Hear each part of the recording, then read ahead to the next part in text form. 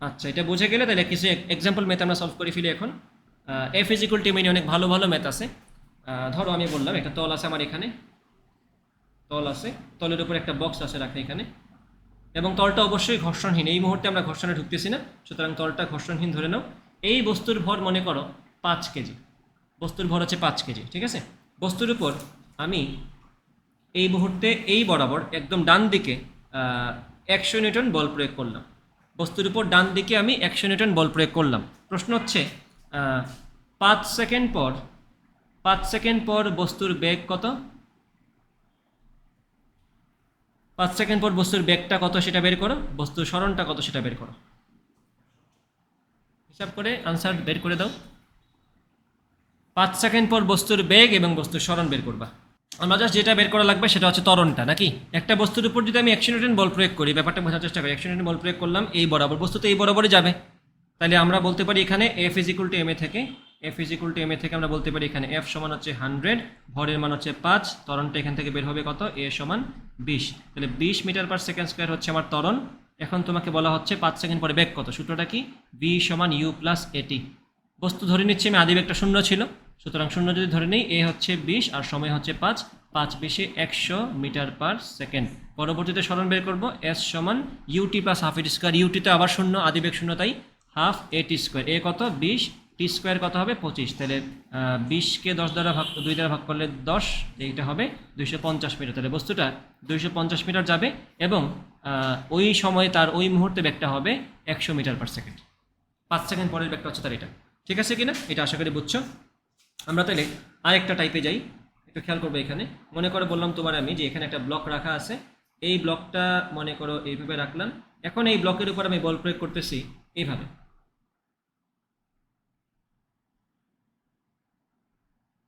একই বল দিছে এখন 100 নিউটন, বাট এখন বলের যে কোনটা, এটা হচ্ছে অনুভূমিক দিকের সাথে, বলের যে কোনটা সেটা হচ্ছে অনুভূমিক দিকের সাথে ধরে নাও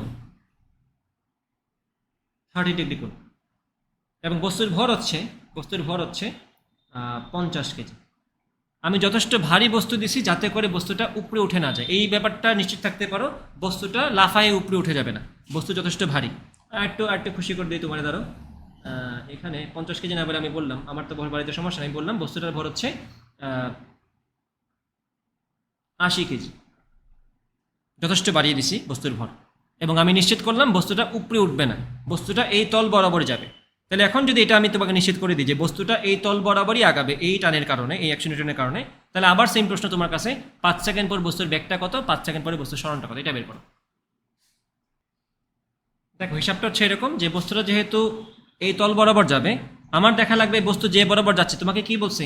বস্তুটাকে এই তল বরাবর যাচ্ছে না, বস্তু যেহেতু এই তল বরাবর যাচ্ছে আমি নিশ্চিত করছি, সুতরাং আমার দেখা লাগবে এই বরাবর বলের পরিমাণ কতটুকু, অথবা এই বরাবর ত্বরণটা আমার লাগবে। বস্তু যেহেতু চলবে এই বরাবর, আমার এই বরাবর ত্বরণটাই লাগবে। একটু খেয়াল করো তো, এই তল বরাবর বা এই রেখা বরাবর বস্তুর উপর প্রযুক্ত বলটা কত? এটা কি 100 রূপাংশ না? ভেক্টরে তো পড়ে আসছো, এই যে 100 cos 30, এই যে এই পরিমাণটা হচ্ছে বস্তুর উপর আসলে এই তল বরাবর কাজ করতেছে, সেটা হচ্ছে কি 100 cos 30। cos 30 মানে কত? √3/2। √3/2 যদি হয় তাহলে এটা হবে কত? 50√3 নিউটন। তাহলে বস্তুর উপর এই তল বরাবর কাজ করতেছে 50√3 নিউটন। তাহলে এই বরাবর বস্তুর ত্বরণটা কত হবে? বলকে ভর দ্বারা ভাগ করে ত্বরণ পেয়ে যাবে। সেটা পেয়ে যাওয়ার পরে 5 সেকেন্ড পরের বেগ আর সরণটা আগের সূত্র দিয়ে বের করতে পারবে, নাকি? হিসাব বোঝা গেছে? ওইটা পড়তে গেলে তোমাদের অবশ্য কিছুটা উপাংশের কনসেপ্ট জানা থাকা লাগবে, সেটা আমি তোমাদেরকে এখানে দেখাই দিই, ব্যাপারটা তাহলে ক্লিয়ার হয়ে যাবে। এখন মনে করো আমি এখন একটা বস্তুকে এইভাবে রাখলাম, ঠিক আছে? এইভাবে রাখা হলো। মনে করো বস্তুটাকে আমি এই যে এইভাবে রাখলাম এখানে, এবং সেখান থেকে বস্তুটাকে আমি টানতেছি মনে করো এই বরাবর। ব্যাপারটা ভালো মতো বোঝার চেষ্টা করবা। আমি বস্তুটাকে টানতেছি এই বরাবর। আচ্ছা, আমি টানাটানি না করি, আমি জাস্ট বললাম এইভাবে রাখলাম। বস্তুটার ভর হচ্ছে মনে করো 50 কেজি। বস্তুর ভর হচ্ছে 50 কেজি। বস্তুর ভর 50 কেজি এবং এই তলটা 30 ডিগ্রি কোণে ইনক্লাইন্ড অথবা আনত। তলটা 30 ডিগ্রি কোণে আনত, বস্তুটা 50 কেজি ভরের এবং এই তলের উপর রাখা আছে কোনো একটা জায়গায়, তলের মধ্যে কোনো ঘর্ষণ নাই। প্রশ্ন হচ্ছে বস্তুটা কি নিচে নামবে কিনা। যদি ঘর্ষণ না থাকে, কোনো কারণ কি আছে এখানে আটকে থাকার? ঘর্ষণ থাকলে না এখানে আটকে থাকার একটা ব্যাপার আসবে। যেহেতু ঘর্ষণ নাই, তাহলে যেহেতু ঢালু অবশ্যই নামবে। অবশ্যই নামবে। তো প্রশ্ন হচ্ছে এখানে আবার সেম প্রশ্ন, 5 সেকেন্ড পরে বেগ কত, 5 সেকেন্ড পরে সরণ কত। এই তল বরাবর যে বস্তুটা নামবে, তাহলে এই তল বরাবর তোমার হিসাব করা লাগবে, এই তল বরাবর তার 5 সেকেন্ড পরের বেগটা কত, এই তল বরাবর তার 5 সেকেন্ড পরে সরণটা কত। কি বলছি বোঝা গেছে কিনা? তাহলে এখানে সেম প্রশ্ন, 5 সেকেন্ড পর ভি সমান ওয়াট, 5 সেকেন্ড পর এই তল বরাবরই সরণ সমান ওয়াট। প্রশ্ন আশা করি সবাই বুঝতে পারছো। এখন তোমাদের অ্যানালাইসিস করার পালা, যে এখানে আসলে বস্তুর উপর যে বলটা কাজ করতেছে, যেহেতু আমি আগের গুলাতে ফিজিক্যাল ফোর্স বলে দিছি 100 নিউটন 30 ডিগ্রি কোণ, এখানে কিন্তু আমি তোমাকে ওইভাবে কোনো বল বলে দিই নেই, জাস্ট বলছি বস্তু রাখছি 30 ডিগ্রি কোণ আনত তলে, তলের মধ্যে কোনো ঘর্ষণ নাই, তারপরে প্রশ্ন করছি 5 সেকেন্ড পরে বেগ কত এবং সরণ কত। তাহলে এখানে অবশ্যই বলটা আছে যেটা ন্যাচারালে থাকার কথা, যেটার জন্যই বস্তুটা নিচে নামবে, সেটাকে বস্তুর ওজন। একটা তুমি যদি ঢালু টিনের চালের উপরে যদি এরকম বসো এবং ওই দিন যদি বৃষ্টি হয়, তাহলে কি হবে? আপনি আপনিই পড়বা, এটা আটকা থাকার কোনো সুযোগই নেই। তুমি যে আটকাবা সেটার একমাত্র কারণ হচ্ছে ঘর্ষণ, এবং আমি সেটাকেই তোমার রিয়েলিটি থেকে বাদ দিয়ে দিছি, বলছি ঘর্ষণ নাই। তাহলে তোমার লিটারেলি কোনো চান্স নাই এখানে বসে থাকার, তুমি বসতে পারবাই না, তুমি আপনি আপনি পড়বাই, তুমি কারে ধরবা? ঘর্ষণ থাকলে না তুমি ধরবা, ঘর্ষণ তো নাই, তুমি ধরে তো আটকাতে পারবা না নিজেকে, তাহলে অবশ্যই তুমি এটা বেয়ে বেয়ে নামবা। তাহলে ওজনটাই তোমার একমাত্র কারণ, যদি তোমার ওজন না থাকে তাহলে তুমি নামবা না। তো ওজন তো সবারই আছে, যে একটা বস্তু তাতে অবশ্যই ওজন আছে, অবশ্যই সেই ওজনের কারণে নিচে নামবে, এবং সেই ওজনটার কতটুকু এই বরাবর কাজ করতেছে সেটা বের করতে পারলে আমাদের কাজ শেষ। যেমনটা আমরা এখানে 100 নিউটনকে 100% কাজে লাগাইছিলাম আমরা, নাকি এই তল বরাবর যতটুকু আছে ততটুকু নিয়েছিলাম? তল বরাবর যতটুকু আছে। তাহলে আমাদের এই বস্তু যেহেতু এই বরাবর নামবে, আমরা জাস্ট দেখবো বস্তুর উপর ওজনটা কাজ করতেছে কোন দিকে, একটু খেয়াল করো তো। ওজনটাকে এই বরাবর কাজ করতেছে না? এই যে একদম লম্বভাবে নিচের দিকে, একদম একদম মানে ভার্টিক্যাল। তাহলে এই যে ওজনটা বস্তুর উপর কাজ করতেছে, এই ওজনের কতটুকু এই বরাবর আছে বলো তো? অথবা বস্তুর উপর যে অভিকর্ষ ত্বরণ জি কাজ করতেছে, আমার তো ত্বরণ লাগবে কাইন্ড অফ, আমার তো ত্বরণ বের করে ফেলতে পারলে তো সরণও হয়ে যাবে, বেগও হয়ে যাবে। তাহলে আমি যদি ত্বরণের কথাই বলি, বল ওজন না বলে জাস্ট ত্বরণ বললাম, যে বস্তুর উপর যে ত্বরণ কাজ করতেছে সেটা হচ্ছে এই বরাবর নিচের দিকে। তাহলে আমাদের চেক করে বের করা লাগবে যে এই বরাবর বস্তু যে বরাবর নিচে নামতেছে সেই বরাবর ত্বরণের পরিমাণটা কত। তাহলে কি ব্যাপারটা হয়ে গেল না, যে জি এর উপাংশ তল বরাবর কতটুকু আছে সেটা বের করা। কি বলছি বোঝা গেছে কিনা? তাহলে এই যে জি আছে না, এই জি এর এই বরাবর উপাংশটা তুমি যদি বের করে ফেলতে পারো, তোমার ত্বরণ হয়ে গেল তল বরাবর। আর ত্বরণ যখন তুমি পেয়ে গেছো, বাকি সব তো সেম সূত্র, এটাতে একমাত্রিক গতি, ভি সমান ইউ প্লাস এটি, এস সমান ইউটি প্লাস হাফ এটি স্কোয়ার। এখন দেখো বুদ্ধিশুদ্ধি করে এই ত্বরণের মানটা বের করতে পারো কিনা, যেটা তল বরাবর আছে। ট্রাই করে দেখো। এই কোণটাকে আমি বললাম মনে করো 30 ডিগ্রি কোণ, থিটা কোণ বললাম, র্যান্ডম যে কোনো কোণ হতে পারে, থিটা বলে দিলাম। এখানে মনে করো আমার একটা বস্তু রাখা আছে, বিন্দু বস্তু এখানে রাখা আছে একটা, মনে করো এই যে এখানে এই যে বিন্দু বস্তুটা, এই যে বস্তুটা রাখা আছে। তাহলে বস্তুর উপর এইদিকে আমার কি দরকার না যে আসলে কতটুকু বের করে, একটু খেয়াল করবা। আমার দরকার আসলে বস্তুর উপর ওজন তো কাজ করতেছে এই বরাবর, ওজন বলো আর অভিকর্ষ ত্বরণ যাই বলো সব তো এইদিকে নাকি, এই যে এটা কাজ করতেছে এই বরাবর, এই যে এই বরাবর। তাহলে মনে করো এখানে বললাম আমি বস্তুর উপর বল কাজ করতেছে এমজি, বস্তুর উপর বল কাজ করতেছে এমজি। একটু খেয়াল করে দেখো তো, এই কোণ যদি থিটা হয়, এটা কি লম্বভাবে নিচে নামছে না? লম্বভাবে নিচে নামছে তো। তাহলে আমি কি বলতে পারি না যে এই কোণটা 90 ডিগ্রি? এই কোণটা যদি 90 হয়, তাহলে এই কোণটা কি হবে আমাকে একটু বলো তো। থিটা দিয়ে বলবা 180 minus 90 plus theta, that is 90 minus theta. কারো কোনো ডাউট এখানে নাই? এটা হচ্ছে 90 মাইনাস থিটা। তাহলে তোমরা আমাকে নিজেরা বলো তো যে এমজি হচ্ছে একটা বল, সে এই তলের সাথে 90 মাইনাস থিটা কোণ তৈরি করছে। আমরা কি এমজি এর এই বরাবর উপাংশটা যাচ্ছে না? কারণ বস্তু তো নামবে এই বরাবর, বস্তু কি গড়ায় গড়ে এই বরাবর নামবে না? এই বরাবর নামবে না। আমার লাগবে কি এমজি এর অথবা জি এর এই বরাবর উপাংশ। তাহলে আমরা এত সূত্র পড়ে আসছি অনেকবার, যার উপাংশ তার মান, যার দিকে উপাংশ তার সাথে উৎপন্ন কোণের কজ। তাহলে আমরা এমজি এর উপাংশ লাগতেছে না আমাদের, এবং কোন দিকে? এই বরাবর। তাহলে বললাম এমজি এর এই বরাবর উপাংশটা কি হবে, এমজি কজ 90 মাইনাস থিটা। চিনতে পারছো? MG cos alpha, MG cos theta আমরা পড়ছি না? তাহলে কজ 90 মাইনাস থিটা মানে কি? Sine theta. তাহলে এখানে কি হবে, এমজি সাইন থিটা। তাহলে বুঝতেছো এখানে সাইন থিটা মানে আমার আরেকটা দিক লাগবে, সেটা পরবর্তীতে আমরা নিয়ে আসবো। এই মুহূর্তে আমাদের এমজি সাইন থিটা নিয়েই কাজ, আমরা সাইন থিটা নিয়েই খুশি থাকি।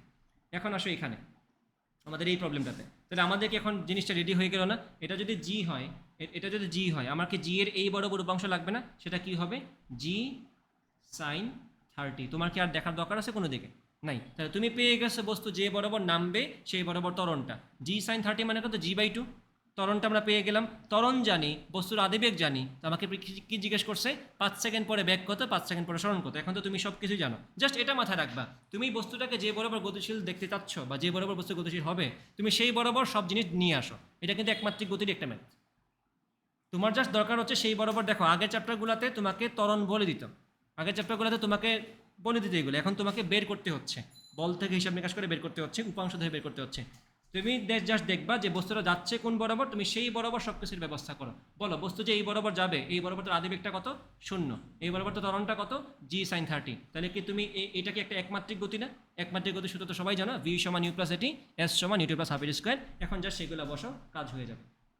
তাহলে v সমান কত, u তো 0 অবশ্যই, প্লাস এখানে এই বরাবর ত্বরণটা কত, g sin 30 না, g sin 30 মানে কি g/2 না, ইন্টু টি, টি সময় কত বসে প্রশ্নে, 5 সেকেন্ড। তাহলে এই যে v সমান u প্লাস এটি থেকে আমরা এখানে বেগটা পেয়ে যাব g/2, এটা হচ্ছে 4.9 ইন্টু 5, যাই আসে আনসার 5 নং 45, 4 5 20, 21 22 23 24, 24.5 মিটার পার সেকেন্ড হচ্ছে 5 সেকেন্ড পরে তার বেগ। আর যদি বলে সরণ কত, s সমান ut প্লাস হাফ এটি স্কোয়ার, আদি বেগ আবার 0, তাহলে হাফ এটি square, half into 9.8 into T square মানে 25, 25/2 হচ্ছে 12.5, 12.5। আচ্ছা একটা কাজ করি, এখানে এইভাবে করে ফেলি, 9.8/2 কত, 4.9 ইন্টু 25। তোমাদেরকে আমি এখনই ক্যালকুলেটর ছাড়া ম্যাথ করা শিখিয়ে দিই, খেয়াল করবে একটু।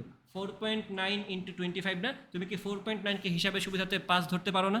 5 ধরলে 5 25-এ কত, 125। তো সুন্দর মতো 125 লিখে দাও, আর অপশন যখন দাগাবা তখন আনসারটা অবশ্যই 125 থেকে একটু কম হবে। কতটুকু কম, সামান্য কম, কারণ তুমি 4.9-এর জায়গায় মাত্র 5 ধরছো, বেশিতে ত্রুটি নিয়ে আসো নাই।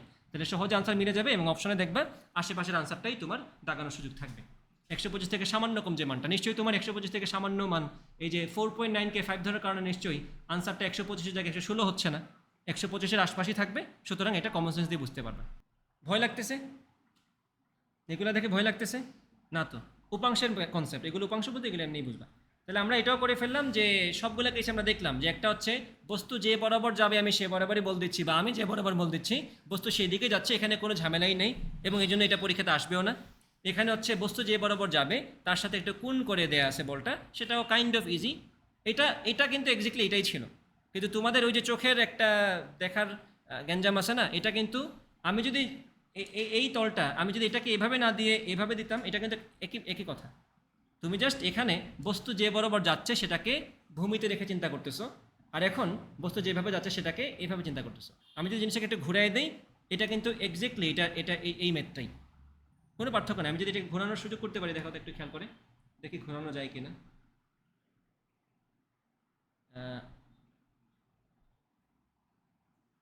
একটু ঘুরাই দিই,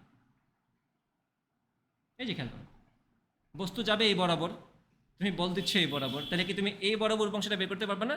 জাস্ট সেই ম্যাথটাই, জাস্ট দেখো এই যে পার্সপেক্টিভটা বদলে গেলে কত কাহিনী হয়ে যায়। আশা করি বুঝতে পারছো। উল্টাবে না, ও এমনি উল্টাই থাকবে। সে কি করলাম, আবার ঠিক করে ফেলবো।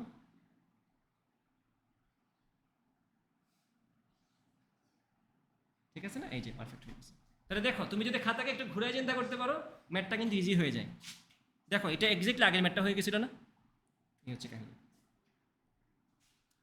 গেল এটা। তো আমরা 3টা উদাহরণ দেখলাম নিউটনের সেকেন্ড ল এর থেকে পাওয়া একটা ছোট্ট সুন্দর সূত্র F is equal to M এর থেকে 3টা ম্যাথ করে ফেললাম। তাহলে এই ধরনের ম্যাথ আসলে আশা করি পারবা। আর এটা যদি এখন না বুঝে কোনো সমস্যা নাই, জাস্ট মুখস্থ রাখো যে তলের কোণ যা এখানে তত, এই যে আমার ত্বরণের কোণটা লাগবে না, জি সাইন থিটা, জাস্ট মুখস্থ রাখবে। এখানে যদি থিটা হয় এখানে জি সাইন থিটা, এখানে যদি 60 হয় জি সাইন 60, এটাই মাথায় রাখবে। তাহলে বাকিটা এমনি মনে থাকবে। আর অবশ্যই তোমরা প্রমাণ বুঝছো এখানে কেমনে কী করছি। ক্লিয়ার তো ব্যাপারটা? আচ্ছা গেল এটা। তো আমাদের নিউটনের সেকেন্ড ল এর বেসিক আলোচনা আমাদের শেষ, পরবর্তীতে আরও আলোচনা আসবে যখন দরকার পড়বে তখন। এই মুহূর্তে এইটুকুই থাকবে। ওকে, বুঝলাম তাইলে আশা করি।